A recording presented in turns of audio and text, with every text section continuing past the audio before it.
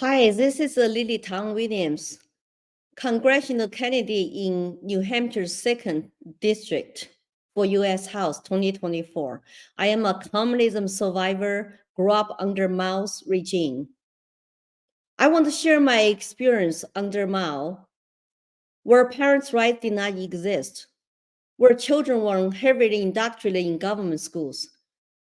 When Mao used up the young people for cultural revolution, he sent the Red Guards to countryside to be re-educated by peasants. My three uncles were sent to miles, hundreds of miles away from home, only come home once a year for 10 years. My grandparents had no decision making in that process. It was a forced family separation. They took your kids away because they believe kids belong to the state. I was subject of central indoctrination in government schools. My first day in school, you chant "Long live Chen Mai Mao," hold his little red quotation book, and sing a red song. Like the parents are dear, but the Chen Mai Mao is more dearing. And our art, music, and dancing all has to be politically correct. And the posters on the walls, drawings on the walls, and they always are red. It's all about propaganda. It's very effective. Every day you see the same thing from your eyes.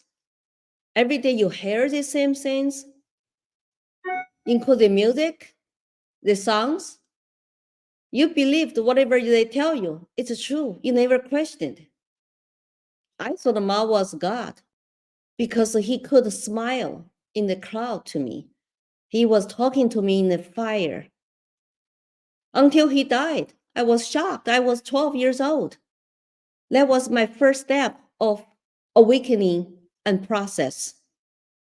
In schools, we had a secret student file. I don't know what's in it. I can guess your grades, your physical, mental health, your pictures, your family members, and your political ideologies, everything about you. Your life is in a big brown envelope and later become personnel file. And we had the nurses come to our schools to give us mandatory vaccines. No parental consent is necessary. I'm seeing the similar things happening today in America. I saw Common Core a decade ago dumb down our children, centralize education, data collecting. I got involved as a grassroots mama bear. I took my kids out of local public school, put in a parental controlled charter school, and I become a board member, a chairwoman, and that's at least something I could do to protect my kids because I could not afford private school, or I did not know how to homeschool that time. But nowadays, you see, things are worse. Our kids are being fed anti-American agenda, 1619 project, critical race theory, DEI, climate change, and the transgenderism, trans rights. So many kids now identify as a part of LGBTQ. And if you dare to challenge the books in school libraries, you got called book banners. And if you dare to go to school board meetings, speak up against what your kids are learning in schools and don't feel safe in schools because they let the trans men, to use bathroom, girls' bathroom, then you are called domestic terrorist. You could get arrested. And some healthcare centers in schools now keeping the private data away from parents. And kids were encouraged to keep secrets from homes. And some teachers and counselors are political activists.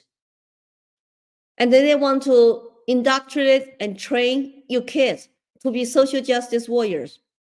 Normally, we think schools should be joyful learning centers, not indoctrination camps. And they should focus on subjects like math, readings, writings, and science and history.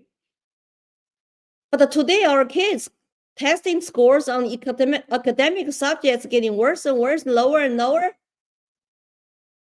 But the parents are being marginalized. The fact I have to go to state capitol to testify to support parental rights bills is very concerning for me. It looks like absolutely necessary today in this political charged environment. This is the United States of America. Our kids belong to us, not belong to the government. And the most ancient part of a human right is a parent's rights. The bond, the deepest human bond is between a child and parents. It cannot be torn apart by any political agendas, by any collective groups, by any institutions. So I'm here to tell my stories, to inspire parents get involved now. And the good grandparents, good teachers with conscience, our kids need us more than ever. They're the most innocent and human beings and vulnerable little human beings need our protections. The school board election is coming up. Please go vote for the candidates who represent your values. And if you cannot pass the state parental rights bill, try something locally in your town, in your school district. Go to school board meetings and demand your parents' rights.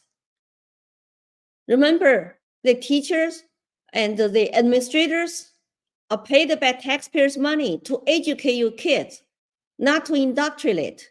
You have right to know what's been taught in schools, what the books are in schools, or what the personal data is being shared without your consent. You need access to all your kids' personal data, medical records, and consent them to make any medical decisions, including cutting their body parts off. It's so sad to see. I feel like there's a war against our children today. Remember, communists always come after your children. If they can indoctrinate your kids, they can control a country's future. They can turn them into lifetime Marxist. Pedophiles are coming for your children too. How sad is that? You need to protect your children. You need to get involved, activated, and show up. Make it a priority for you to get involved with your kids' schools. And even after schools, there are social media activities, there are friends, and no secrets between you and the kids. So if you like my messages, please support me and also ask for your federal candidates if they will pledge to support parental rights, if they will pledge to abolish Department of Education and give education back to the state, back to local control and parental control. I will do that when I get elected. God bless you and your family. And God bless our most vulnerable, innocent children. Thank you, and have a good night.